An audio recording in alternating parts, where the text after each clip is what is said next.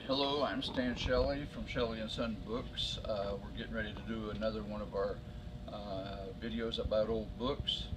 We're going to hang loose just for a few seconds here to see if anybody joins us. We're doing this on Periscope, and we're going to allow just a minute for some people to join us live, but you might be watching this on YouTube, because after we finish on Periscope, we take the video of it and put it on YouTube, where it remains for a long time. So we're giving people a chance to join us, and if you join us, feel more than free to tell us where you're watching from. And in the course of our talk, if you have questions, please feel free to type the question, and we'll just take the questions on the fly as we go. So we'll go ahead and start. This week we're talking about the group of books called Modern Library Books. And the reason we're doing that is last week we talked about 20,000 Leagues Under the Sea, the first edition of that. And that's a real expensive book, and I just want people to realize that all book collecting does not have to be real expensive. And modern library books are a wonderful thing to collect if you don't have a huge budget. Most collectible modern library books can be purchased for $10 to $20 each, and there's a zillion different ways to collect modern library books. I think there's a little over 1,000 of them altogether. You certainly don't have to collect all of them. There's many different categories you can collect. So here we go with modern library books. They were started in 1917 by a publisher named Bonnie Liveright. The reason they started the series was they wanted the American public to have access to good literature for inexpensive prices.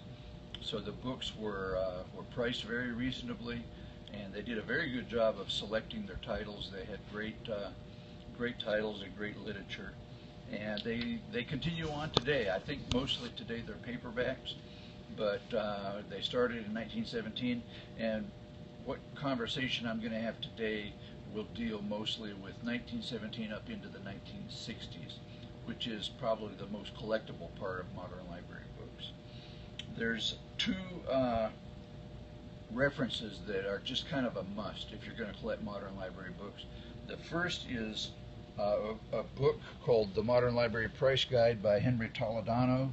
He's a San Francisco book dealer, and this book is the absolute Bible for modern library.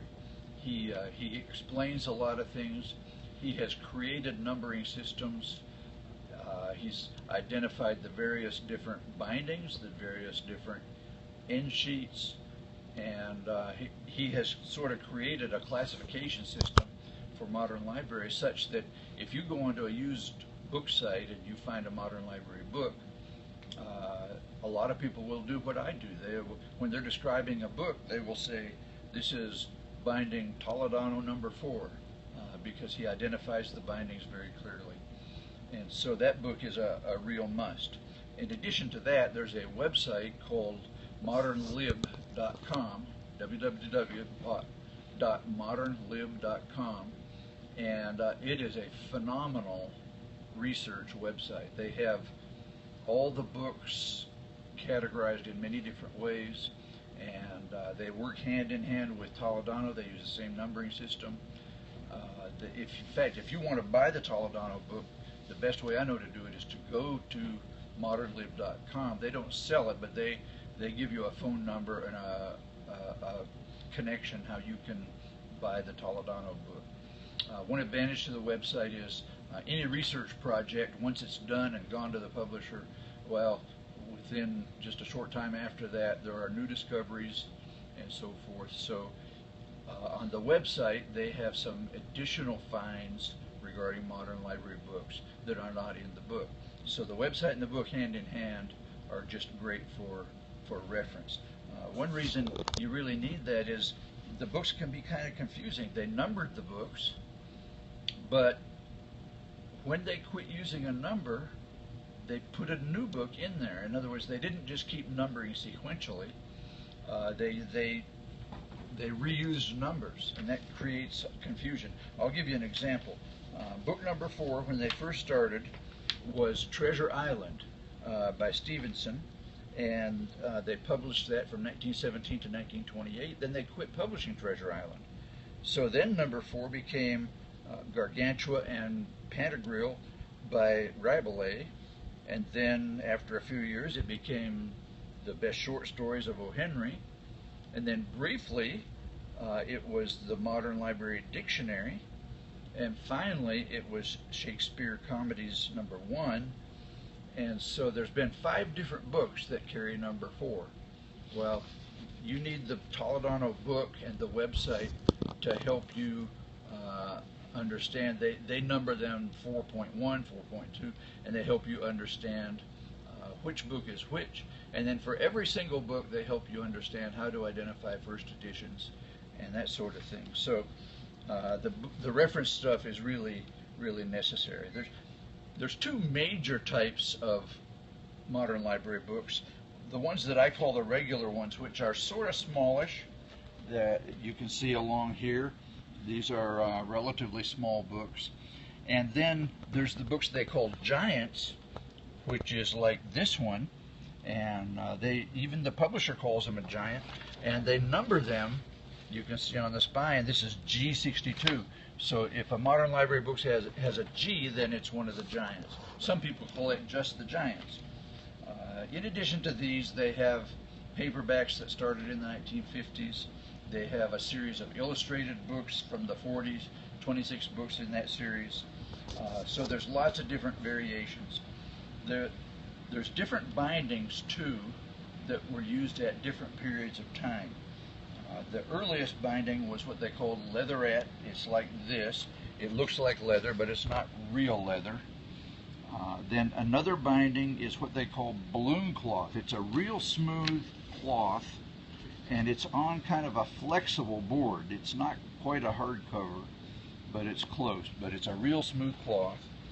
And then the third, which is the one that was used the longest, is just a standard hardcover book like this.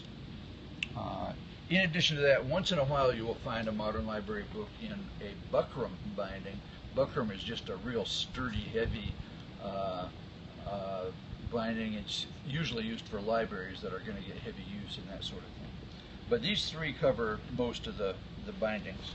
Almost all of the modern library books have dust jackets, and if you have the dust jacket, that greatly increases the value of the book. And if you have a first edition with dust jacket, that's the top. That's the most expensive. But even then, many modern library first editions with dust jackets can be bought for $25 or $30. So it's really a great collectible, and they hit a lot of the high points of modern literature, whether it's American or English. So it's really a fun thing to collect. How do you know the first edition? That's important. The majority of them on the copyright page say something like first modern library edition, or there's different phrases they use, but they always have the word first in them. And so the copyright page usually tells you there's about 60 books that don't have that on the copyright page. And so once again, you need your Toledano book and your website where they list the books that do not have an indication of first edition. And they tell you how to know if you've got a first edition. I can give you an example. Real early on, they didn't indicate first edition. You can look at this book and compare it to this one. This one, you see, has the modern library symbol. This one has the Bodleian Library symbol, which they used for the first several years. When you look in the book, in the reference book, it tells you to look at the page that lists all the modern library titles, which I'm going to see if I can find.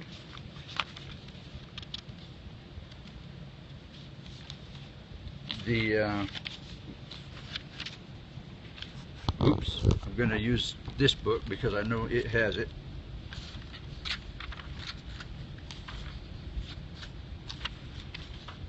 Well, I can't find it, but there's a sort of an advertising type page that shows all the books in the series. Oh, here it is.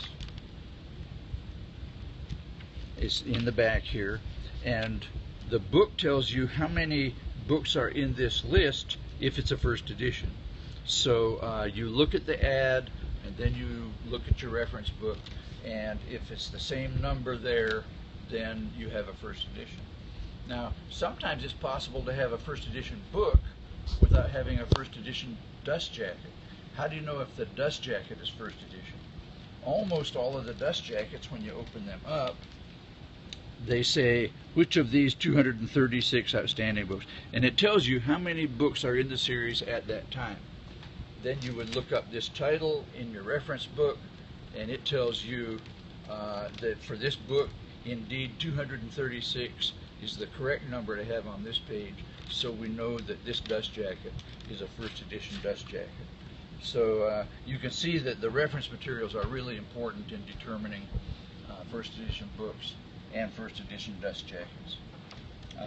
In addition to these, there are pictorial dust jackets. Some people just collect the pictorial dust jackets. Some people collect, there's the 26 illustrated books. Lots of different ways to collect these books, and they're pretty inexpensive, so they're really cool in that respect.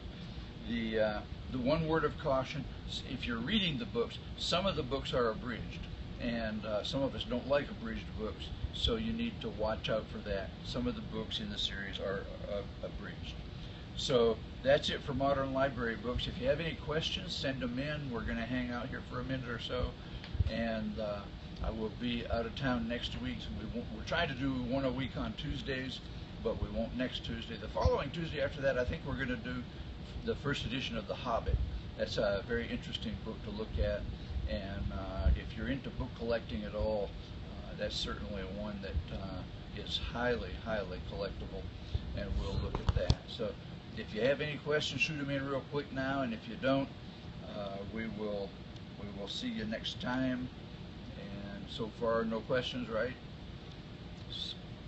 Okay, then we'll close it out, and we'll see you next time. This will be on Periscope for 24 hours, and it'll be on YouTube thereafter for a long time. Just search either one for Shelley and Son Books. And if you have questions for us, email us at shelleyandsonbooks@gmail.com. Thanks.